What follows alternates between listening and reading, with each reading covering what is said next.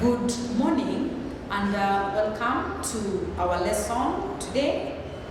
This is a lesson on life skill, and this particular unit is being taken by students who are pursuing a certificate and a diploma in customer service, and also for students who are pursuing journalism. Okay, so this is a unit that actually is a combined unit, and I'm therefore looking forward to having a very interactive session. And my names are Julia Betty Wamboi, and I'll be taking you through this unit for the rest of the semester.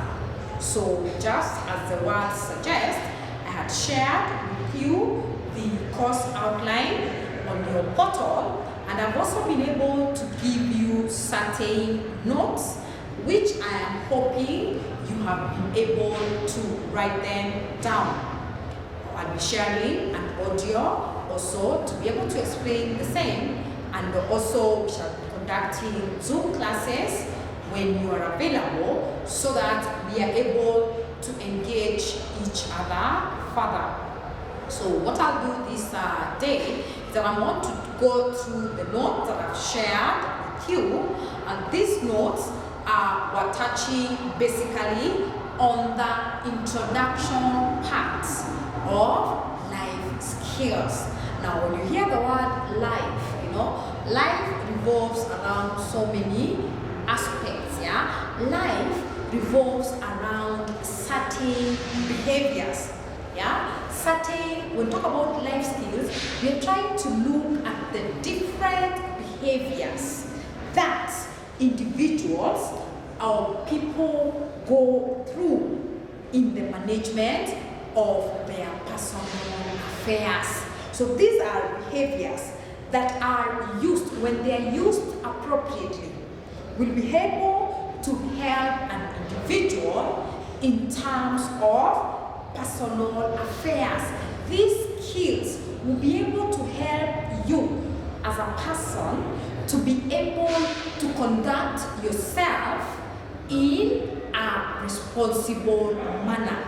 So this is what we define as life skills, behaviors that are appropriate or that are acceptable so that you as a person is able to manage yourself effectively.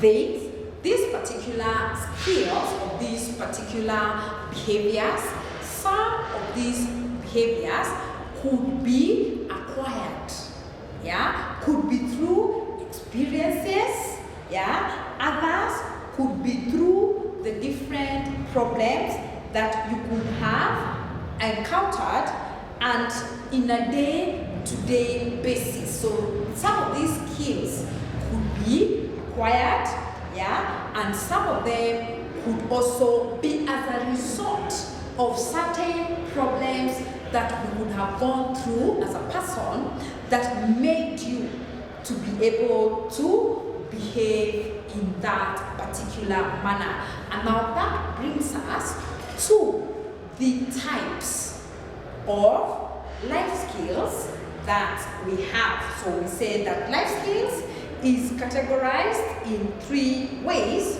and each of these categories, they complement each other, yeah? And these types are the social or the interpersonal skills, we've got the cognitive skills, and we've got the emotional coping skills. Now, when we talk about these 3, we have to be able to differentiate what is a social skills. For example, communication.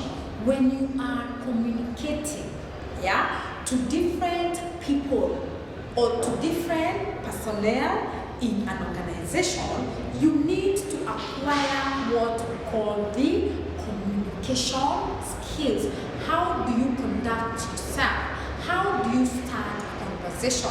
Or how do you manage yourself when you're dealing with other people. Now, that is an example of a social skill. Another example of a social skill is the negotiation and refusal skills. Sometimes you could be found or you could be in a certain situation where you might find yourself negotiating. Negotiating means what? Agreeing. Yeah? What are some of those, because there are people who don't just agree. Yeah? What are some of those skills that you need to have for you to acquire these negotiation and refusal skills? Under cognitive, we say these are skills that revolve around decision making and the problem solving. Yeah. Also, they revolve around the understanding of consequences and of actions. Then, of course, we've got the emotional coping skills. Now, this is how you manage your stress. It is very normal for a human being to go through what we call some stress. So therefore, how do you manage your emotions, or how do you manage yourself when you are stressed? Also, how do you manage your anger?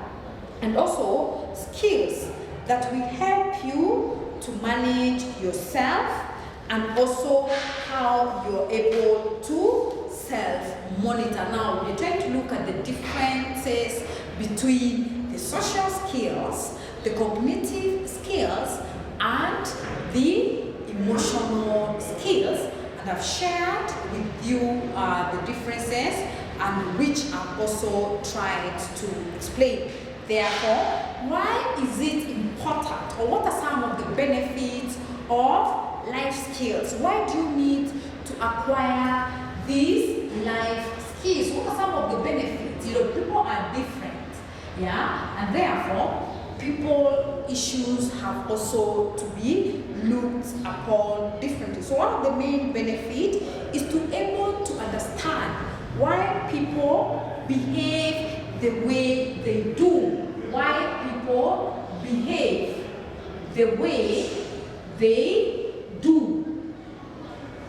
Okay? Yeah? Why do people behave in the way that they do? Yeah? It also helps us to understand our personality and our temperament. So it enables us to understand ourselves in terms of personality and temperament. Also, number 3, it also helps us to be able to conduct ourselves in a manner which is both beneficial to the people that we work with. Yeah, so being able to understand other people better, so understanding other people or our colleagues better. Okay, so those are some of the reasons why it is important for you to study this particular unit that you're calling the life skills. So I hope up to that point I am clear. So what I wanted also to discuss is also, I had shared the notes on the same, is on self-awareness. Now when you hear the word self-awareness, what are you trying, or what comes into your mind? Yeah, self. Yeah, self refers to me. Aware means things that I know about myself. So self-awareness basically refers to a clear perception of your personality, which includes your strengths, your weaknesses, your beliefs, your thoughts, and also your emotion. You are able to understand yourself better because you are self-aware. Yeah, you're conscious about your emotions. You're conscious about how you manage yourself, perhaps when you are under stress, how you manage or how you conduct your weaknesses, your strengths. Another definition is what we call the self-awareness, which we say it is the first step in creating what you want and mastering yourself, yeah, where you get to understand yourself as an individual. Okay, then also another definition of what we call the self-assessment. Yeah, self-assessment now refers to the process where you look at yourself as an individual in order to assess the aspects that are important to your own identity. Yeah, it is one of the motives that drive the self-evaluation along with self-enhancement. So what they're trying to tell us is self-assessment refers to where you're able to look at yourself and gauge what are some of the issues or areas where you will be having problems, and perhaps also come up with mechanisms or ways of trying to make yourself better. We've got another definition which we call the self-description. Now, self-description refers to the way in which you describe or talk about yourself to the world. How do people perceive you? Yeah? What do people think of you? Yeah? How do they perceive you? What are you, or who are you to the other outside world? So having self-awareness allows you to see where your thoughts and emotions are taking you. It also allows you to see the controls of your emotions, behavior, and personality so that you can make the changes that you want. So when you get to know yourself as an individual, you are able to look at the areas where perhaps you could be having certain challenges and perhaps make the changes that would make you a better person than you are. However, we have certain challenges that we face, yeah? Challenges that we face when we are trying to achieve our goals. You know, we are very prone, or it is very possible for individuals to make certain goals. Like, for example,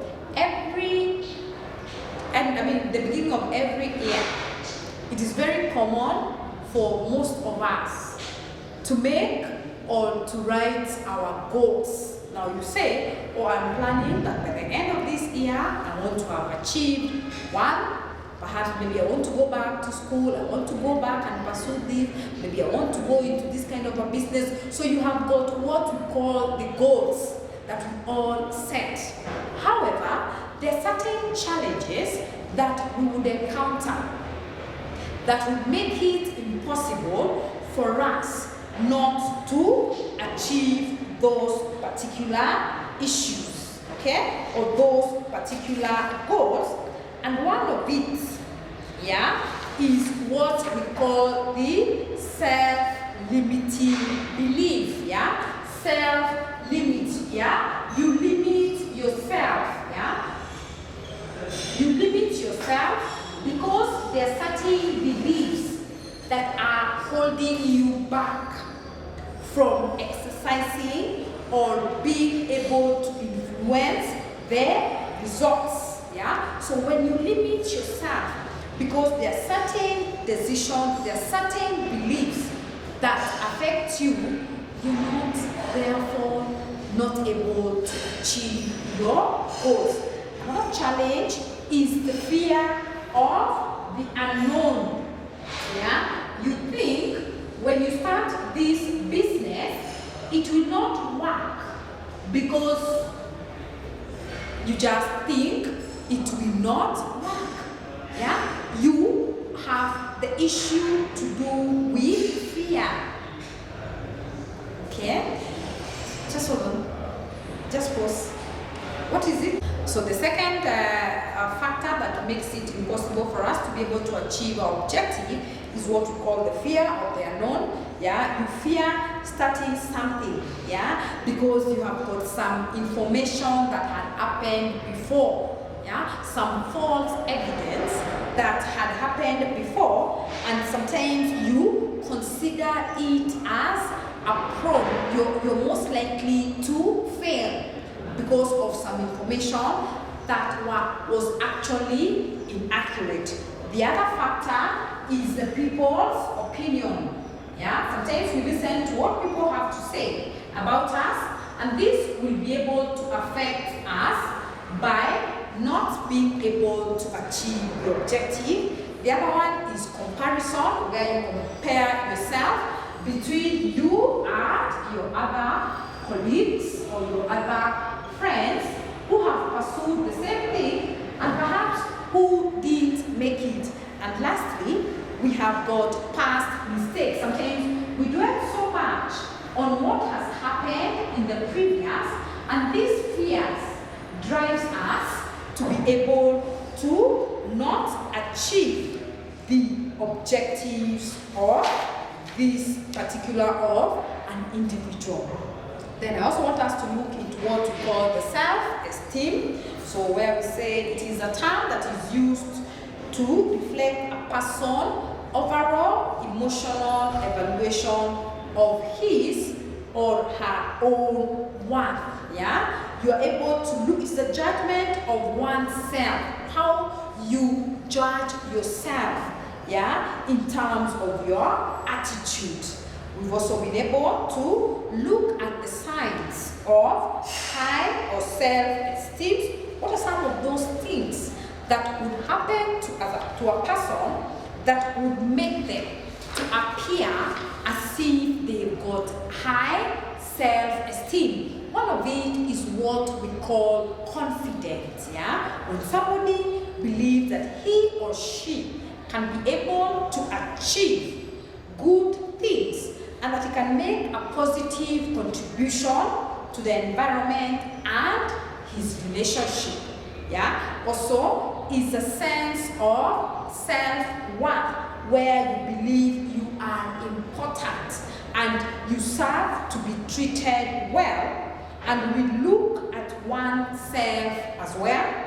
The other factor is the good communication, where you're able to ask for things that you want and the needs, and also being able to listen to other people. So I've listed a few things that would make you to be considered as somebody who has got high self-esteem. So what are some of the signs of somebody who has got a low self-esteem? What are some of the things that you look for, and when you see those things, you're able to judge that this person has got very low esteem issues? One of it is insecurity, in terms of people not feeling as if they are important. Also, another aspect is when they are shy, yeah, and they're not able to express themselves fully. The other one is being anxious. Anxious means where you keep worrying, yeah, about other things or issues that perhaps are not very important. The other one is the negative attitude, yeah, towards yourself. And lastly is perhaps when they try to come out, when they are a bit lonely and they're not able to work together as a team. Therefore, what are some of the factors that you need to consider, or which would influence your self-esteem? One of it is your thoughts and your perception. Yeah, how do people react to you? What are some of the culture and the religion that you come from? What is the role and the status, yeah, of your role and the status in the society? Therefore, the effects of low esteem in an organization means that you've got missed career opportunities. People with low esteem are not able to pursue risks, and therefore they don't believe in trying. So perhaps there could be an opportunity, but they may not go for that opportunity because they fear, or they fear to try. Another effect is poor health. Now, people who have got self-esteem issues also go through themselves, or they find themselves perhaps very depressed, they're emotionally challenged.